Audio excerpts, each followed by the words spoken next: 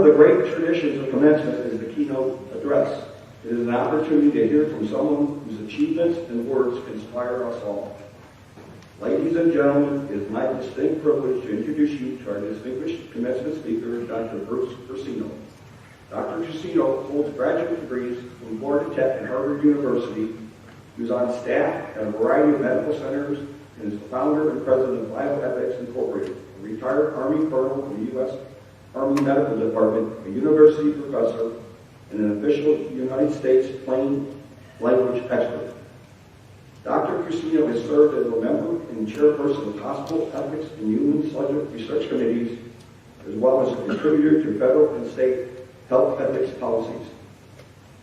His work has been presented on television, public radio, and publications such as the Journal of Clinical Ethics, Harvard Magazine, U.S. Medicine, and the Washington Post.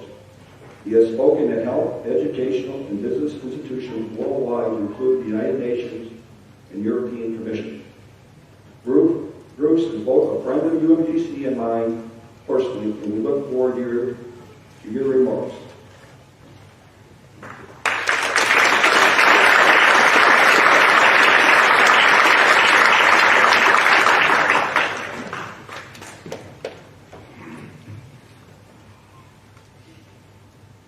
Thank you, Jim, Mr. President, faculty, staff. It's a great privilege to be here, especially with graduates, families, and friends. I'm honored to be with you today. I usually try to start and end with the conclusion. So my conclusion is, number one, these are two things, and I apologize if they sound familiar if you've heard them before, but for me they still ring true. Number one is, try to do what you love.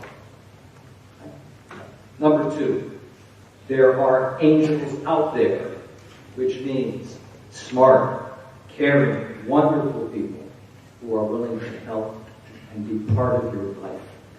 Try to find and connect with those angels because they are out there. I had a lot of angels in my life. I grew up poor as a kind of a street kid in a small town about 90 miles outside of New York City. Now, there is no doubt that in those days, the teachers and other people in the community, when they thought of me, were saying things like, you know that Corsino kid? Well, he seems bright enough, but let's face it, he could go either way. Huh? You know. The only way I survived that street life that I had as a kid was because I had a few angels in my life. I had a mother and other people in the community who gave me every opportunity to experience and see the world as a great place that I wanted to be part of. And I am eternally grateful to those people. They changed my life. I was lucky to get probably the last available spot at the State University. And I graduated. And then I did what I'm telling you to do.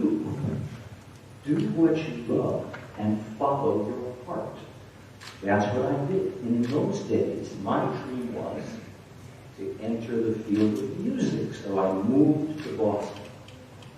And I started in a Doctor of Music program.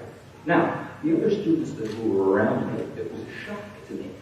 Because these were people, they could listen to the Brahms No. 2 piano concerto or any kind of music.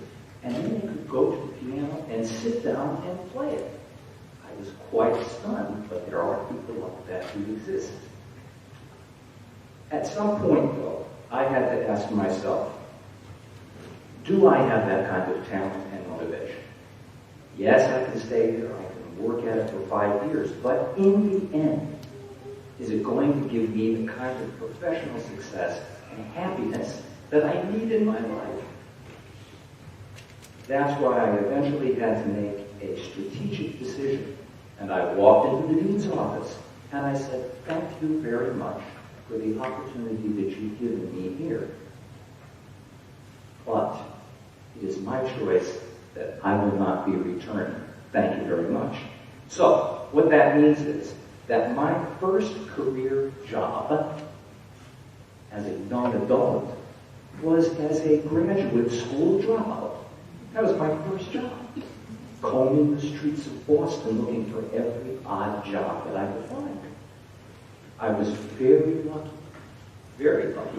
to get a small kind of menial position at a university that was there in Boston. It came with one great benefit. They let me take free courses. So I enrolled. Now, toward the end of that first semester, I went up to the professor and I said, you come to the university a couple of days a week. You teach students. You have that kind of fun and excitement. Then you have a big lab downstairs for a couple of days a week. You do research. And then you go for a couple of days a week out to the hospital and you treat patients. I said, you have an interesting life. I want you alive. Luckily, he turned out to be an angel. Right? He invited me to his house, and he gave me a roadmap for how to be a doctor of psychology. So I was lucky. This means that the one main reason I was able to get back on the road to life was because I met this single angel. Very important. Now keep in mind, this professor also took me aside and he said, Bruce, let's be honest. You've got a problem. I said, okay, what's my problem? And he went on to say, look, the doctoral programs you want to get into, they accept 4 students for every 100 people who apply. And he went on to say, when I look at your undergraduate transcript, you only took 1 course in psychology, and you got a D. Okay? So, for you to have any hope of getting in to accomplish your goals, what you need is a master's degree from Harvard with good grades, and then you can apply to a doctoral program. Now, that sounds like, simple enough. But the next question on my mind is, how do I get into Harvard? Didn't have the answer to that question. So he said, look, there's no guarantees. What you do is, go over, tell them your story, see what happens. So that's what I did. I made an appointment with the department, with the admissions office, and I talked to people. I went over there, I took the bus across the river to Harvard, and I went for my appointments. And when I showed up, I showed them my D in psychology on my transcript and my history of dropping out of graduate school. And then I said, look, I think that I want to be a productive member of society, and I believe that I can produce good things. I have a plan for that, but I need your help. Luckily, again, there were a few more angels at the school who eventually said, Bruce, we think we have some options for you. So I was lucky. I got in, I graduated, and went on, moved on elsewhere to do my doctoral degree. I completed my residency. And then I took my first job.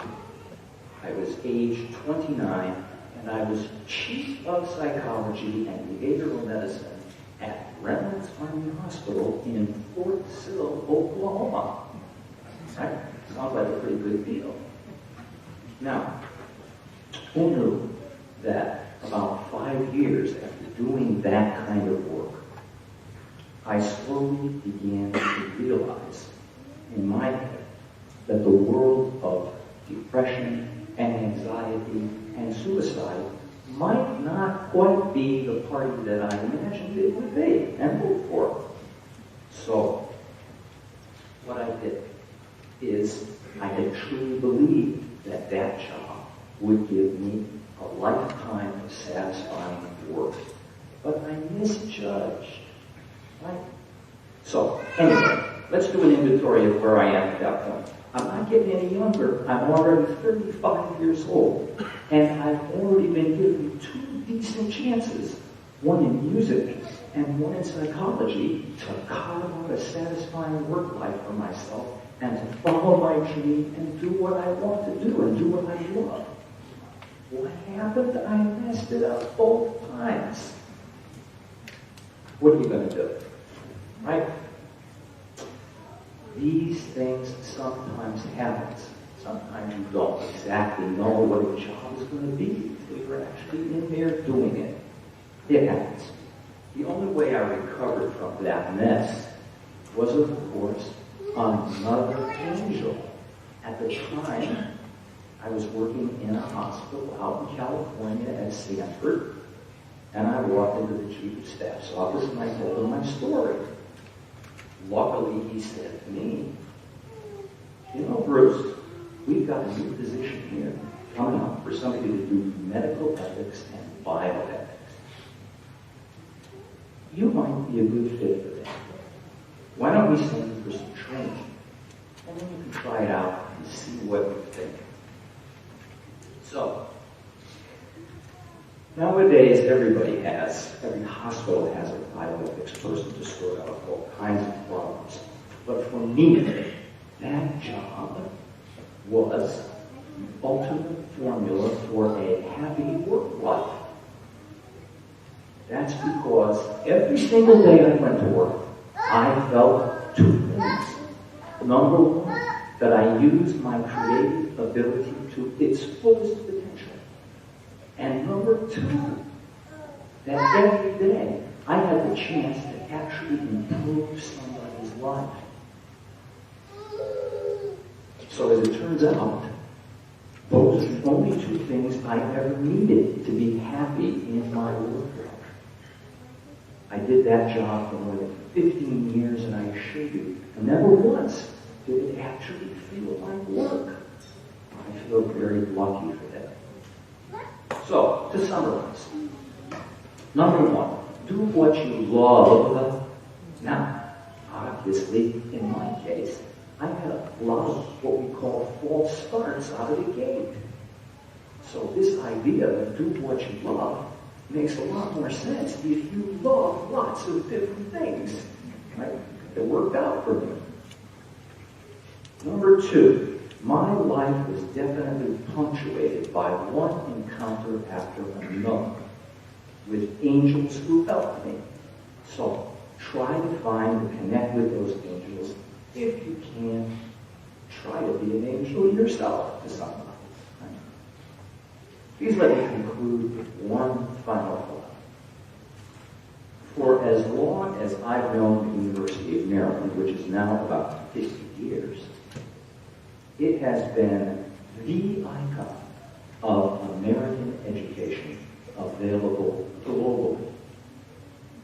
UMGC doesn't just say global. Your presence here today and in places around the world means UMGC really is global. It's a wonderful thing. This means that name recognition that you get with your diploma from this university is unmatched. Name recognition. What's the other important factor? Reputation. Now, when I was a working person, full time, I had to hire people all the way from interns all the way up to professional staff with a variety of different positions. When a UMGC person walked into the office, they had an advantage in my mind. Why? Because in most cases, they came from less traditional backgrounds. They followed their own unique timeline to get their education. Because of that, they typically worked a bit harder to graduate, and they wanted it more. These things matter. Number 2, secondly, knowing how to multitask and juggle things and cope with change are are very important skills in life and in the workplace.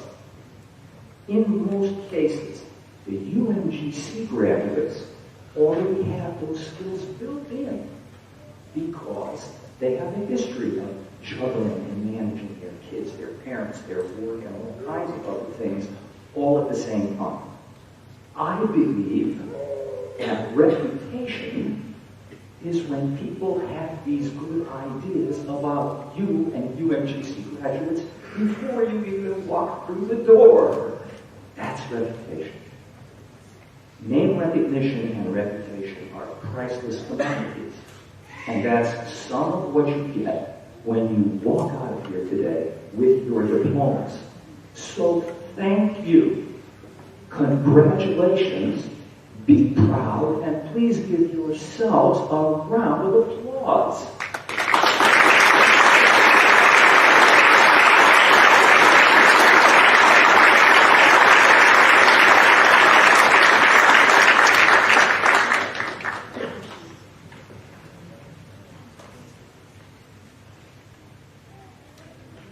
Thank you.